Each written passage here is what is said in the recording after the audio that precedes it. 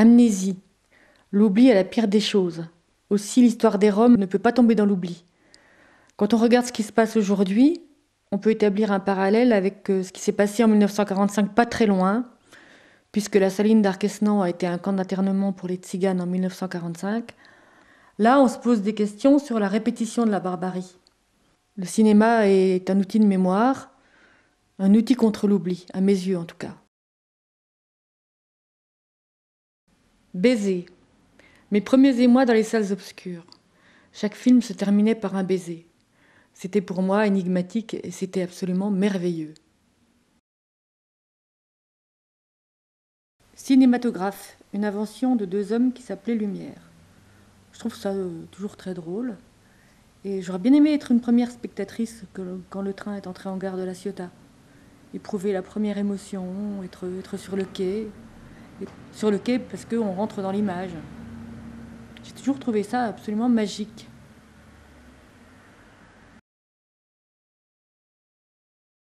Dictature. Godard disait que la télévision était le plus grand dictateur. Quel dictateur, disait-il, ne rêverait pas d'avoir 1 million de personnes qui regardent la même chose au même moment? Aujourd'hui, on peut penser à Godard quand on voit comment les hommes politiques s'emparent des médias et ce qu'ils en font. Enseigner. Montaigne disait « Enseigner, ce n'est pas remplir un vase, c'est allumer un incendie ». J'aime beaucoup cette phrase parce que si on veut provoquer un déclic auprès du jeune auquel on s'adresse dans l'éducation à l'image, il faut pas avoir peur, il faut prendre des risques, il faut montrer des films à risque. Il faut pas être tiède.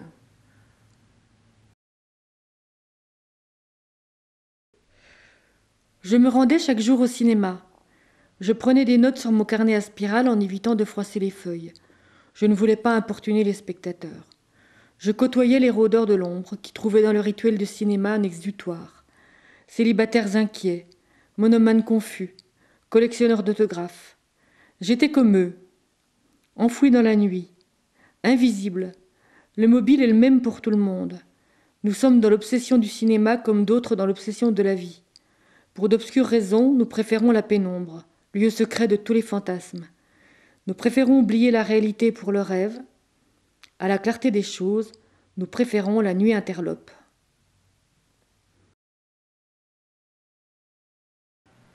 Géologie. Le cinéma, c'est comme la géologie. Les grands courants comme les inventions techniques se déposent par couches successives. Ensuite, la sédimentation se fait. Il y a aussi des fractures, des espaces où des films viennent se poser. Des films comme Passe-Montagne, à la fois western, ode à la nature, invitation à l'utopie. Faire le choix de montrer ce film à des lycéens a été pour moi un des plus grands bonheurs. Humain. Tous les êtres humains naissent libres et égaux en dignité et en droit. Ils sont doués de raison et de conscience et doivent agir les uns envers les autres dans un esprit de fraternité. Article 1, Déclaration universelle des droits de l'homme, 10 décembre 1948.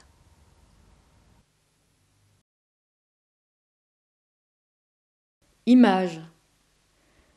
Qu'est-ce qu'une image? En quoi est-elle nécessaire pour apporter quelque chose de nouveau? C'est une question. On la met dans un certain ordre pour qu'elle donne du sens. Éduquer à l'image, c'est tenter de donner du sens. Allumer une lampe dans la nuit, être acteur de l'utopie en marche, du moins je l'espère. Je suis dans le monde. Comment je peux le transformer? Vaste question.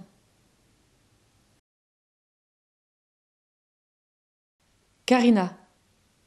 Anna Karina, un battement de sourcils, une voix tremblante. Une femme est une femme. Lire. Je n'ai pas la télévision.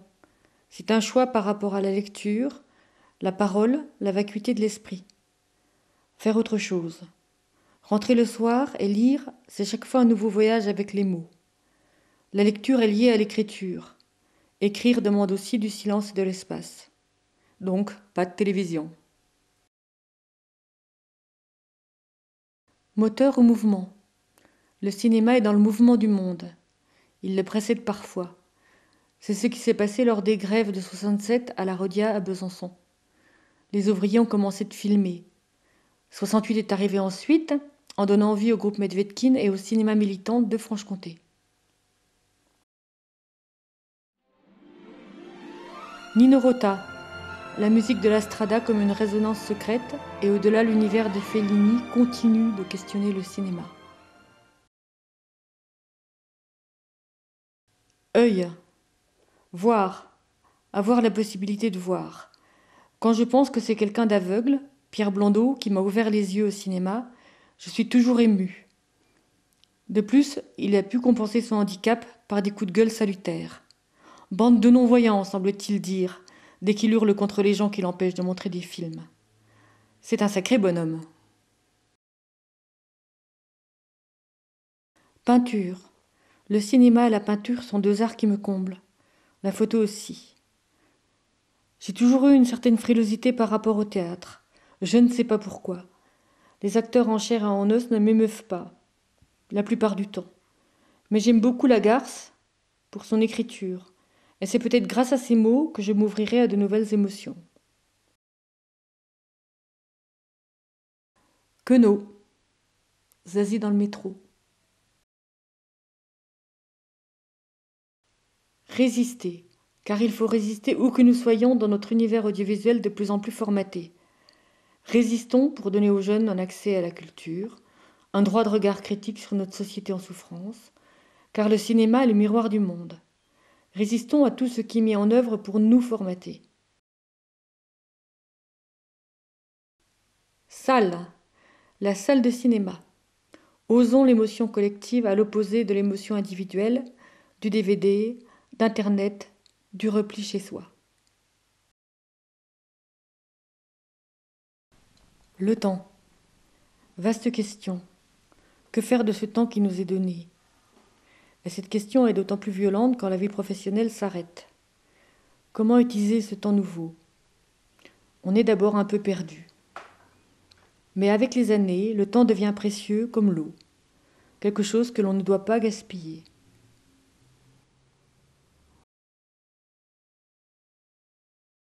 Utopie. Le mot d'une vie. Vise la lune, et si tu la rates, tu atterriras dans les étoiles. C'est un proverbe arabe, mon proverbe de chevet. Voyage. Il y a plusieurs sortes de voyages. Le voyage vers des terres inconnues et les voyages à l'intérieur de nous-mêmes. Le voyage comme déplacement géographique nous renvoie à ce que nous sommes. Le désert en tant que paysage nous place en face de notre propre solitude, notre désertitude, mais aussi notre désir. Wanders.